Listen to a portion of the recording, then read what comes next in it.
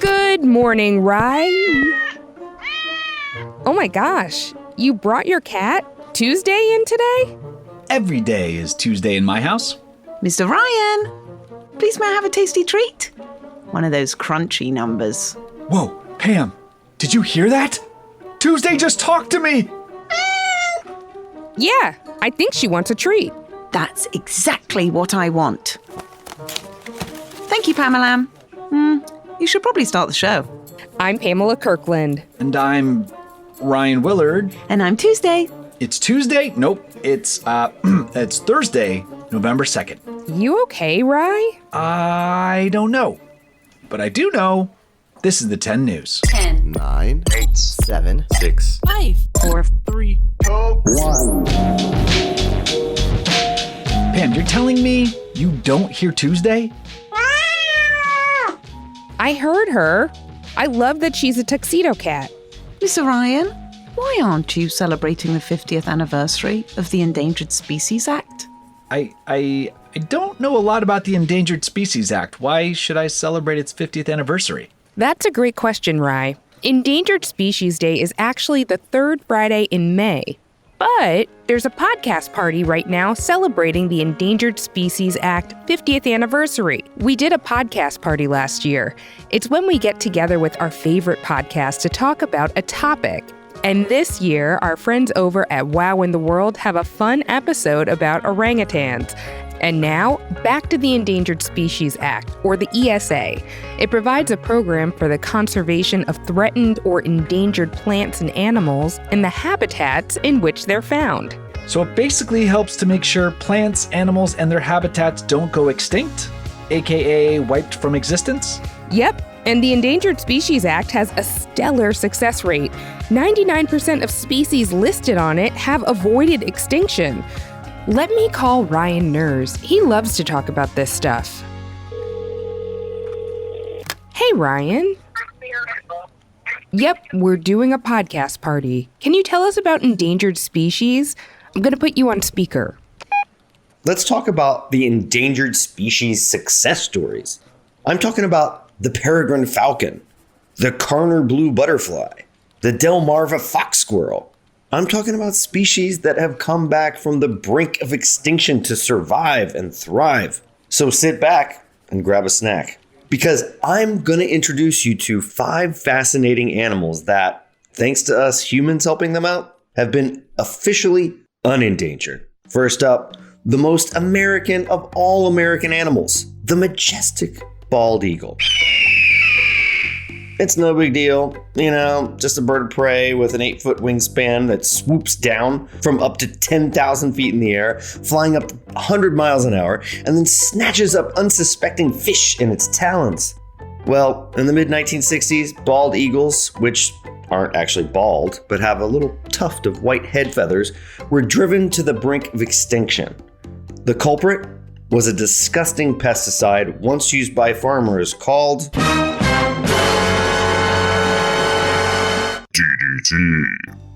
DDT thinned the eagle's eggshells, killing off their cute little chicks before they even were born. But not anymore.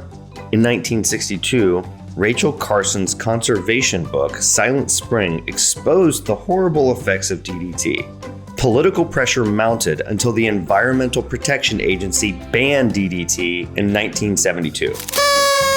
Thanks to that ban and captive breeding efforts, the bald eagle has returned to patrolling American skies. It was taken off the endangered species list in 2007. And today, there are over 1,500 eagle mating pairs. Yeah! Oh man, I'm already worn out. But I can't stop now. This next story is so great. Have you heard about the Kirtland's warbler? That's number 2 on our list. It's this cute little yellow bird that almost went extinct for the most interesting reason. A different bird, the parasitic brown-headed cowbird, started laying its eggs in the nests of Kirtland's warblers, and the warblers got all confused and couldn't raise their own chicks successfully. But conservationists launched a cowbird removal effort in 1972. Sure enough, as the cowbirds disappeared, the Kirtland's warblers were able to raise their own chicks, and they started to thrive. And today, the Kirtland's warbler is back, baby. All right, number 3 now. Another cute animal that faced down an invasive species and almost lost is the Monodo gecko, a tiny lizard with a huge success story. These little big-eyed creatures are only found on the island of Manito, off the coast of Puerto Rico. That is, until the rats came along. That's right, a horde of black rats spread across Manito like a plague, gobbling up geckos along the way. In the 1990s, Puerto Rican conservation officials launched what they called a black rat eradication program, and by 2014, the island was totally rat-free. Soon enough, the Manito gecko was taken off the endangered species list. Today, there are almost 8,000 of the geckos on the island. Yes! But not every endangered species has such a simple solution.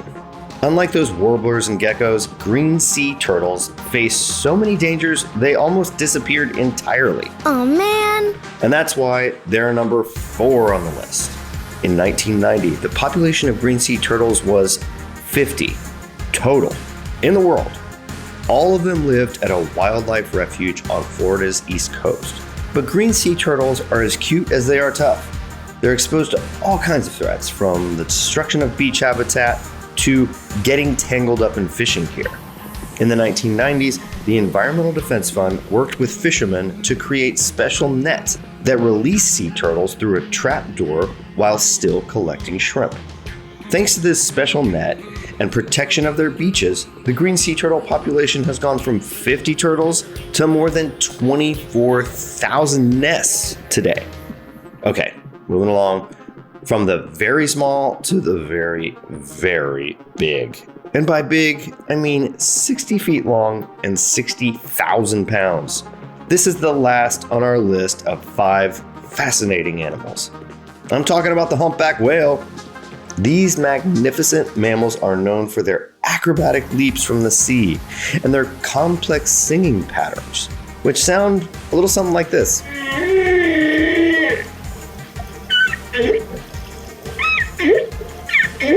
But by the 1960s, that song probably sounded pretty sad because humpback whales were almost hunted to extinction. By 1965, there were only 1,200 humpbacks left. The turning point was an international ban on commercial whale hunting, which took effect in 1966. Thanks to that ban, humpback whales have made a total turnaround. There are over 21,000 humpbacks today. We may have many more challenges to go, but it's important to recognize that we humans can help turn the tide of animal species that are struggling to survive. From enormous whales to tiny geckos, conservationists have helped save the existence of dozens of animals. So on that note, I'm here to wish you a very happy Unendangered Species Day. It's so nice to hear good news about endangered species. Thank you, Ryan Nurse. Talk to you later. I love your name, other Mr. Ryan. Yeah, he really does have a great name. Fun fact alert. One animal that Ryan Nurse mentioned that I love is the Delmarva fox squirrel. Thanks to conservation, it was removed from the endangered species list in 2015. The Delmarva fox squirrel can grow up to 30 inches long and weigh up to 3 pounds, and its bushy tail can reach 15 inches in length. Wow. It's a subspecies of fox squirrels, which are the largest tree squirrels in the Western Hemisphere. My favorite fact about the Delmarva fox squirrel is that it can use its bushy tail as a blanket to wrap around itself during cold weather. Mr. Ryan, please may I have another treat? You've had enough treats for today, Tuesday. What? Well, I guess I'll just have to find them myself. We love animals here at the 10 News. We're celebrating the Endangered Species Act, and it makes us think of all the animals that are close to home for you. And I know some of you tenors might want to be veterinarians when you grow up. So I sat down with Shelby Carter. She's studying to be one and is a Banfield Pet Hospital NextVet intern. My name is Shelby Carter. I'm a sophomore on the pre-veterinary track at Duke University, and I was part of Banfield Pet Hospital's class of 2023 of NextVet interns. I've honestly pretty much spent my entire life wanting to be a veterinarian. So, in the summer, I had the opportunity to be a NextVet intern, which is a really amazing program that's tailored to the next generation of veterinarians. That's very cool. And when you're passionate about something, it feels less like a job and more like you get to do something that you enjoy. So you told us a little bit about the NextVet program. Can you tell us a little bit about what you did as a NextVet intern? I was matched with Banfield Uptown, which is the Banfield in New York City in Manhattan. And what's unique about Banfield Uptown is that I was actually able to work under a Black female veterinarian and a Black female practice manager. It was truly just a unique opportunity to be a part of a team of passionate and driven individuals who also understand the particular experience of being a Black woman in the industry. And in particular, the doctor I worked with, Dr. Markley, was incredibly inspiring. And, the significance of having a mentor and leader who looks like you really just cannot be overstated. I know my inner child is absolutely floored to be able to work this closely with a veterinarian who looks like me and who was also so willing to help foster my growth in this field that I've pretty much been preparing my entire life to enter. Do you have a favorite animal to treat or a favorite animal to study? So as of right now, I'm pretty focused on small animal medicine. I have spent some time in exotics. I did shadow the veterinarian at my local zoo when I was in high school. But I am pretty confident that I want to be treating pets. So within the small animal medicine, I would like to say my favorite animals to treat are like the big cuddly dogs, like a really sweet big dog. I love a good Rottweiler or a Pitty or a Golden, like a classic Labrador Retriever. Anyone that's big and just cuddly. A lot of times they don't even realize their size and they just want to lay in your lap and get all the love and attention. And you also typically will have to meet them where they sit on the floor. So I've gotten pretty comfortable performing tasks on my knees next to these patients. I have a coworker who will actually wear knee pads under his scrubs. He wore knee pads under his scrubs because, when there's a big dog or something, that's where you are. That's where you're going to sit. Yep. Treat them. And I absolutely love when they come in. I would say more often we would see smaller dogs and cats even. And then when the big dogs would come in, it would just be like a huge treat for me. It was really exciting. Aww. So what's next for you? You've completed the NextVet program. What are your future plans? So after this summer, it's pretty much just back to school for me.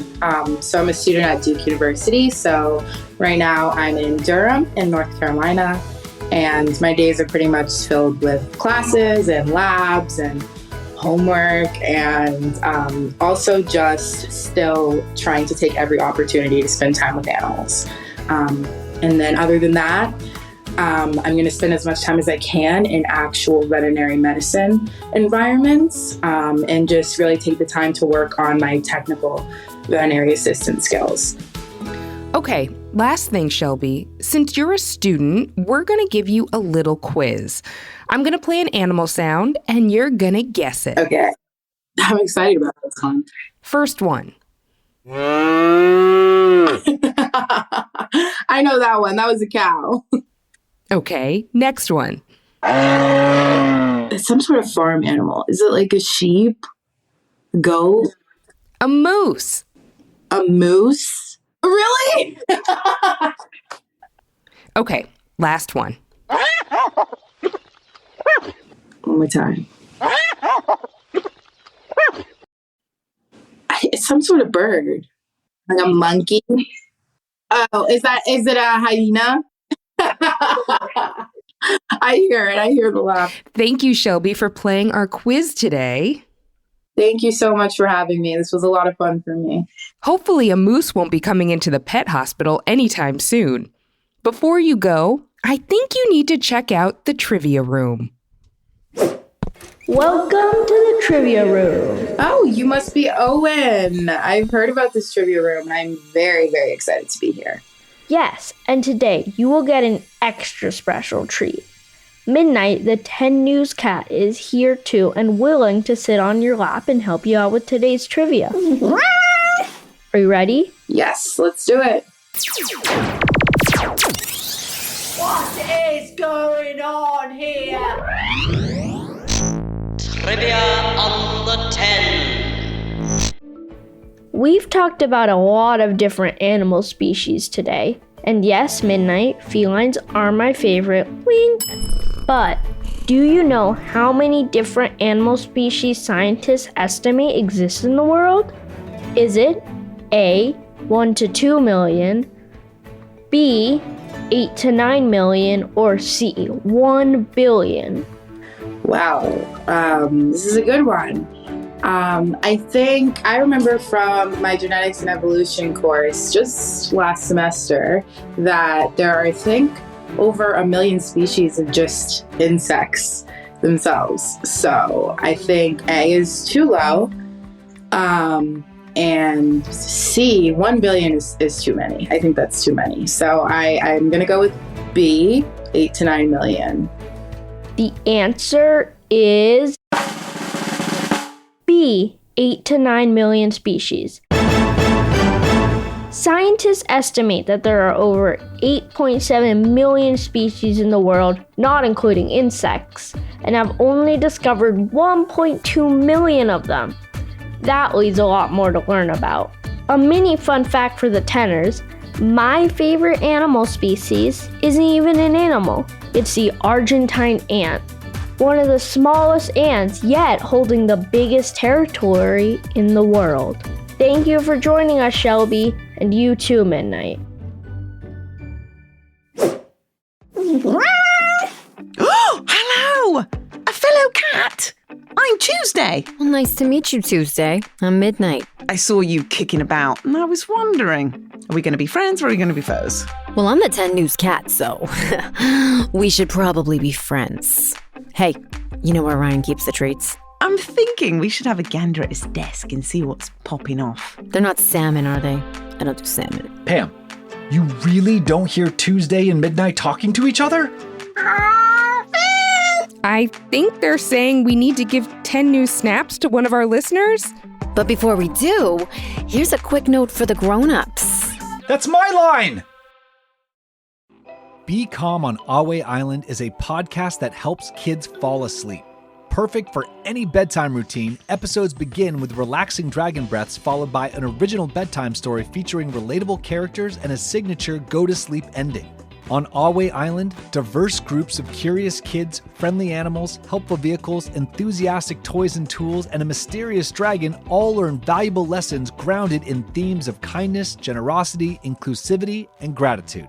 With episodes every Monday, Wednesday, and Friday, you can subscribe to Be Calm on Ahway Island podcast on your favorite podcast player or visit ahwayisland.com. That's AHWAY island.com. Time for 10 new snaps. An unnamed tenor left us this review on Apple.